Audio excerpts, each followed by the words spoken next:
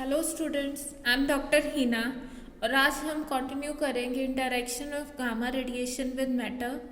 Gamma rays तीन तरह से इंटरेक्ट करती है मैटर के साथ। First one was photo electric effect, जो कि हम डिटेल में कर चुके हैं। सेकंड कॉम्पटन इफेक्ट, इसे भी हम बहुत अच्छे से कर चुके हैं। और आज हम करने वाले हैं pair production. Pair production is an clear example of conversion of energy, conversion of matter into energy और conversion of energy into matter.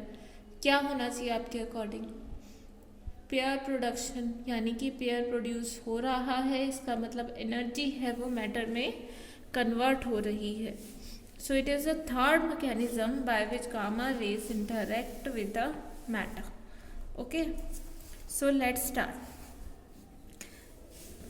सबसे पहले पेयर प्रोडक्शन के लिए एक कंडीशन होती है, that is your energy of incident gamma rays should be at least greater than or equals to 1.02 MeV। Incident gamma radiation की energy कम से कम इतनी या इससे ज़्यादा होनी चाहिए, तभी पेयर प्रोडक्शन पॉसिबल है। ओके, सो देखिए पेयर प्रोडक्शन होता क्या है। इंसिडेंट फोटोन आता है, इंसिडेंट फोटोन आएगा, कोई भी एक न्यूक्लियस का फील्ड है, दिस इज न्यूक्लियस। जब इंसिडेंट फोटोन न्यूक्लियस के फील्ड में आता है या उसके बहुत पास आता है, तो जो उसकी एनर्जी है वो मैटर में, photon is basically a form of energy, matter में कन्वर्ट हो जाती है। आपके पास एक इलेक्ट्रॉन प्रोड्यूस होता है और एक positron. Photon converts into a pair of electron and positron. और इसके लिए एक बेसिक कंडीशन है that your minimum energy should be greater than और इक्वल टू 1.02 MeV। ओके, और ध्यान रखिएगा पेयर प्रोडक्शन प्रोसेस के लिए दो चीज़ों की ज़रूरत है। One is that your energy should be equals to और greater than 1.02 MeV। Second thing is कि ये जो इंटरेक्शन होना चाहिए, और कूलम्बियन फील्ड इज नेसेसरी, यानी ये जो इंटरेक्शन है इंसिडेंट फोटोन का या कन्वर्जन के हेलो फोटोन का इलेक्ट्रॉन और पॉजिट्रॉन में, ये ऐसे नहीं हो सकता। इसके लिए कोई एक कूलम्बियन फील्ड नेसेसरी है। कूलम्बियन फील्ड या ऐसा कह लो कि कोई एक चार्ज का फील्ड, अगर अकेले में करोगे तो आपके लॉज ऑफ कंजर्वेशन फेल हो जाएंगे। So for this your for pair production to happen you need a field of nucleus। आपके पास कंसेप्चुअल क्वेश्चन या 1 मार्क का क्वेश्चन इस तरह आ सकता है कि can pair production happen in vacuum या free space. So no, pair production can not take place in free space. Pair production के लिए फ्री स्पेस किसी भी न्यूक्लियस का फील्ड required है and it cannot take place in free space. Some field is necessary for pair production. Okay, so दो condition हो गई। अगर इंसिडेंट गामा रे फोटोन की एनर्जी 1.02 MeV है या उससे ज़्यादा है, तब तो उसका कन्वर्जन हो जाएगा इलेक्ट्रॉन और पॉजिट्रॉन में। सेकेंड थिंग इज़ कि न्यूक्लियस का फील्ड होना ज़रूरी है। इसके लिए किस तरह होता है, इसको हम कंसिडर करते हैं कि जो इंसिडेंट फोटोन आता है वो अपने एनर्जी का कुछ पार्ट कन्वर्ट हो जाता है, इंसिडेंट फोटोन की एनर्जी कुछ कन्वर्ट हो जाती है into the rest mass energy of these both two electron and positron, इनको क्रिएट करने में। और कुछ एनर्जी जो बची हुई एनर्जी है वो इनकी काइनेटिक एनर्जी की फॉर्म में अपीयर होती है। देखिए आइंस्टीन मास एनर्जी इक्वलेंस का हम प्रिंसिपल लगा रहे हैं। इंसिडेंट फोटोन की एनर्जी थी एच न्यू में कुछ एनर्जी तो उनको क्रिएट करने के लिए चलेगी m0c² प्लस m0c²। मैं ऊपर सबस्क्रिप्ट नेगेटिव और पॉजिटिव लगा रही हूँ कि ये इलेक्ट्रॉन की रेस्ट मास एनर्जी है, ये पॉजिट्रॉन की रेस्ट मास एनर्जी। अब रेस्ट मास एनर्जी मीन्स कि अगर वो क्रिएट हुए हैं तो कुछ ना कुछ एनर्जी रिक्वायर्ड है, उनके रेस्ट मास को c² से मल्टीप्लाई किया गया है। ओके, सो इतनी एनर्जी तो चाहिए, प्लस जो बची हुई एनर्जी है उन दोनों में इक्वली डिस्ट्रीब्यूट हो जाती है, दोनों की काइनेटिक एनर्जी की फॉर्म में। ओके, सो अब पॉजिट्रॉन और इलेक्ट्रॉन दोनों का रेस्ट मास सेम होता है, so we can write it as 2m0c² plus E के पॉजिटिव प्लस ई के negative. This is energy of incident gamma ray photon. Photon की एनर्जी को हम इस फॉर्म में लिखते हैं. m0 is the rest mass of electron. This is rest mass energy of both electron and positron. C is your velocity of light. Ek positive is the kinetic energy of positron. Ek negative is the kinetic energy of electron. अब यहाँ से आप देखिए कि हमने condition शुरू में कहा था कि अगर गामा रे की एनर्जी 1.02 से अगर ज़्यादा है तभी ये रिएक्शन पॉसिबल है, अदरवाइज नहीं. The reason being is this 2m0c². अगर आप इसकी वैल्यू निकालेंगे, this is 1.02 MeV. Rest mass of electron, rest mass energy of electron कितनी होती है? 511 keV. तो अगर 2m0c² करोगे इट विल बी 1.02 MeV.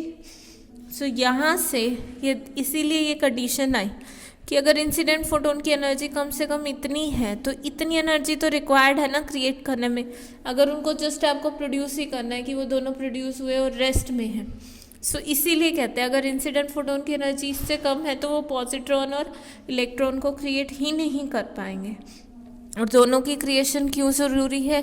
जितना पॉजिटिव चार्ज क्रिएट होगा उतना ही नेगेटिव चार्ज क्रिएट होगा, तभी तो टोटल चार्ज 0 होगा, क्योंकि इंसिडेंट फोटोन पे कोई चार्ज नहीं होता. ओके, सो आई होप ये चीज़ आपको क्लियर होगी कि पेयर प्रोडक्शन है क्या और क्या क्या कंडीशन रिक्वायर्ड है. 2 कंडीशन है. एक तो इंसिडेंट फोटोन की एनर्जी 1.02 MeV से ज़्यादा होनी चाहिए, और इसका रीज़न मैं आपको बता चुकी हूँ, क्योंकि रेस्ट मास एनर्जी जो है इतनी ही होती है 1.02. सो अगर इतनी एनर्जी इंसिडेंट फोटोन को दोगे तो जो इलेक्ट्रॉन और पॉजिट्रॉन प्रोड्यूस होंगे वो रेस्ट में होंगे. इससे ज़्यादा जितनी एनर्जी होगी वो दोनों की काइनेटिक एनर्जी के रूप में डिस्ट्रीब्यूट हो जाएगी. आइडली दोनों का मास सेम है तो काइनेटिक एनर्जी भी सेम होनी चाहिए, बट क्योंकि ये न्यूक्लियस के फील्ड में रिएक्शन हो रही है, न्यूक्लियस पे पॉजिटिव चार्ज, पॉजिट्रॉन पे पॉजिटिव चार्ज, इलेक्ट्रॉन पे नेगेटिव चार्ज, तो ये पॉजिटिव चार्ज इस पॉजिटिव चार्ज को रिपेल करता है.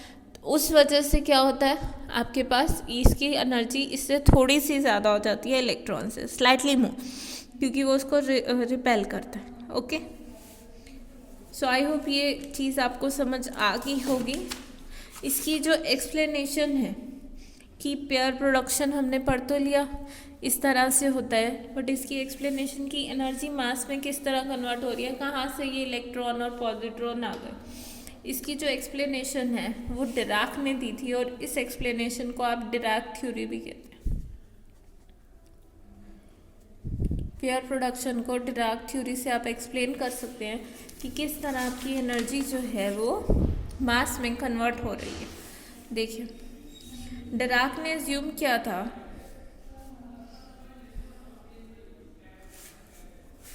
इसके लिए सबसे पहले आपको बेसिक एनर्जी रिलेशन के लिए समझना होगा. ये ग्राफ है. टोटल एनर्जी रिलेटिविस्टिक अगर हम फॉर्म में बात करें, एनर्जी E² क्या होता है? P² C² plus m0² c⁴. Energy निकालते हैं हम √P² C² plus m0² c⁴. अभी तक हम सिर्फ पॉजिटिव एनर्जी की बात करते आए हैं, नेगेटिव की कभी किसी ने बात ही नहीं कही, क्योंकि नेगेटिव एनर्जी समझना, नेगेटिव एनर्जी होना कोई मायने नहीं रखता कि किसी की नेगेटिव एनर्जी है. रेस्ट मास एनर्जी या ज़ीरो एनर्जी होना तो मतलब कि वो है ही नहीं, नेगेटिव का क्या मतलब है. बट डिराक ने इस चीज़ को कंसिडर किया और इसके थ्रू पेयर प्रोडक्शन को एक्सप्लेन किया. सो व्हाट डिड डिराक से कि हमारे पास नेगेटिव एनर्जी स्टेट भी एग्जिस्ट करती हैं, like this. Suppose this is your energy, यहाँ पे इंक्रीज कर रही है, यहाँ एनर्जी 0 है. सो ही सेड कि जिस तरह पॉजिटिव एनर्जी स्टेट एग्जिस्ट करती हैं उसी तरह नेगेटिव एनर्जी स्टेट भी एग्जिस्ट करती हैं. यहाँ एनर्जी -इन्फिनिटी पे जा रही है, here it is positive energy state. These are continuum of states. अब देखिए एनर्जी मास में कन्वर्ट हो रही है, इधर नेगेटिव एनर्जी स्टेट है,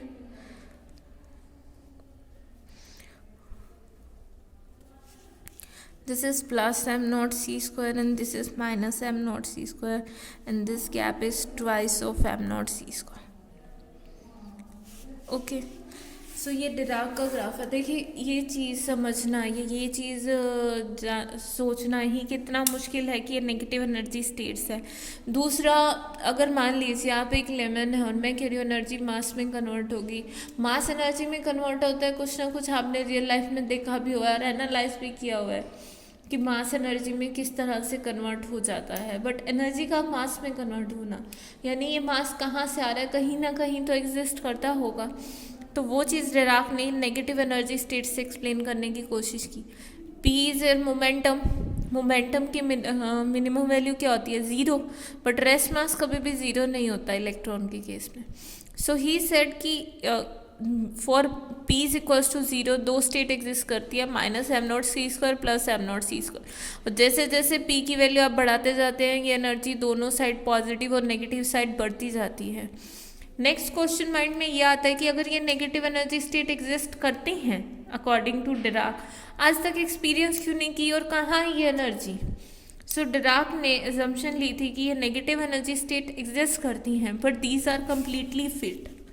ही सेड कि ये जो स्टेट्स हैं वो कम्प्लीटली फिल्ड है, इनमें जो इलेक्ट्रॉन्स हैं. कहता कि यहाँ भी इलेक्ट्रॉन्स है बट ये एनर्जी स्टेट्स कम्प्लीटली फिल्ड है.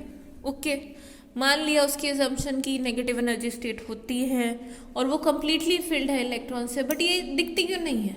या ये जो इलेक्ट्रॉन है जो हम अभी तक कूलम ये एनर्जी पढ़ते आए हैं या इंटरेक्शन पढ़ते आए हैं या कोई भी रिएक्शन होती है वहाँ ये एनर्जी क्यों नहीं दिखती. पेयर प्रोडक्शन में ही क्यों ये सामने आती हैं स्टेट्स. सो आंसर इज कि ये नेगेटिव एनर्जी स्टेट फिल्ड है. डिराक ने एक एजम्पशन ली कि ये स्टेट कम्प्लीटली फिल्ड है. डिराक ने सेकेंड एजम्पशन ली कि रूम टेम्परेचर पे इसका सब्सटेंस की एनर्जी से कोई लेना देना नहीं है, that these electron do not participate in anything. कि ये जो स्टेट्स हैं ओके इनका कोई फिजिकल मीनिंग नहीं है. उसने सिर्फ क्वांटम मैकेनिकल एक्सप्लेनेशन दी थी इस चीज़ को समझने के लिए. ही सेड कि these states are completely filled और ये जो इलेक्ट्रॉन है इन नेगेटिव एनर्जी स्टेट में they do not contribute to the total energy and momentum of the system. Okay, so he made two assumptions. First one is these states are filled. Second one is they do not contribute, इसमें जो electron है वो contribute नहीं करते किसी भी तरह to total energy and momentum of the system. वो सिस्टम की टोटल एनर्जी और मोमेंटम में उनका कोई पार्ट नहीं है. Okay, I hope this thing is clear to you. ये दो डिराक ने असम्पशन दी थी. अब हमें कोई दिक्कत नहीं है कि अगर ये टोटल एनर्जी या मोमेंटम में कंट्रीब्यूट नहीं करते तभी शायद हमने आज तक इन स्टेट्स को देखा नहीं था. बट डिराक कहता है कि यहाँ पे जो इलेक्ट्रॉन है यहाँ ट्रांजिशन ले सकते हैं. मीन्स ये इन जनरल कोई कंट्रीब्यूट नहीं करोगे बट अगर आप इनको सफिशिएंट एनर्जी देंगे और वो एनर्जी कितनी होनी चाहिए 2m0 c स्क्वायर से ज़्यादा. सो अगर आप इनको इतनी एनर्जी दे रहे हैं इन नेगेटिव स्टेट इलेक्ट्रॉन को तो यहाँ से एक इलेक्ट्रॉन यहाँ जंप कर सकता है और जंप करने के लिए मिनिमम एनर्जी कितनी चाहिए 2m0 c स्क्वायर. सपोज कीजिए कि इलेक्ट्रॉन यहाँ है और यहाँ है, यहाँ से इलेक्ट्रॉन यहाँ जंप कर गया तो अब इलेक्ट्रॉन आ गया यहाँ और यहाँ पे एक वैकेंसी क्रिएट होगी this. Okay, so minimum energy कितनी चाहिए 2m0 c square, that which is the condition in pair production. Okay, तो अब यहाँ से अगर इलेक्ट्रॉन यहाँ जंप कर गया तो हमारे पास एनर्जी कन्वर्ट होगी एक इलेक्ट्रॉन में और एक उस इलेक्ट्रॉन की वैकेंसी. और डिराक ने कहा था कि जो ये इलेक्ट्रॉन की वैकेंसी है इसको हम क्या कहेंगे पॉजिट्रॉन. जैसे आप अभी तक इलेक्ट्रॉनिक्स में आप लोगों ने पढ़ ही लिया होगा कि सॉलिड स्टेट में या फिर अगर सेमीकंडक्टर में करते हैं इलेक्ट्रॉन की वैकेंसी को हम क्या कहते हैं वहाँ पे होल. वो भी होल को भी हम चार्ज कैरियर बोलते हैं ना कि वो भी एक तरह से एक्ट करती है. उसी तरह डिराक ने कहा था कि ये जो नेगेटिव स्टेट में यहाँ पे जो वैकेंसी रहेगी उसको हम कहेंगे होल. उसको हम क्या कहेंगे, positron. So electron can make transition from negative to positive state, but reverse is not true. कभी रिवर्स नहीं होगा. ओके. सो सफिशिएंट एनर्जी अगर हम देंगे which is greater than equals to 2m0c², and electron can jump from the negative energy state to the positive energy state. और साथ ही साथ हमें एक एक्सटर्नल फील्ड चाहिए होगा कि गामा रेडिएशन इलेक्ट्रॉन को यहाँ से यहाँ ट्रांसफ़र कर पाए. और डिराक होल को हम क्या बोलते हैं, पॉजिट्रॉन. और इस प्रोसेस को हम क्या कहेंगे, पेयर प्रोडक्शन. की टोटल जो energy is converted into electron and positron pair. और अगर इसकी रिवर्स प्रोसेस होती है कि इलेक्ट्रॉन और पॉजिट्रॉन को अगर मिला दो तो आपके पास क्या निकलते हैं, 2 गामा फोटोन. और इस प्रोसेस को क्या बोलते हैं, एनिहिलेशन. ओके. सो अब आपको समझ आ गया, आपके पास 3 प्रोसेस हैं जिसके थ्रू गामा रे इंटरेक्ट करती है मैटर के साथ. First is photo electric effect, second is Compton effect, and third one is your pair production. Pair production को डिराक थ्योरी से हम एक्सप्लेन कर सकते हैं. Okay. So students, that's it for today. अगर आपको कोई भी प्रॉब्लम है आज के लेक्चर में तो आप कमेंट सेक्शन में पूछ सकते हैं या फिर गूगल क्लासरूम पे जाके कमेंट कर सकते हैं. ओके.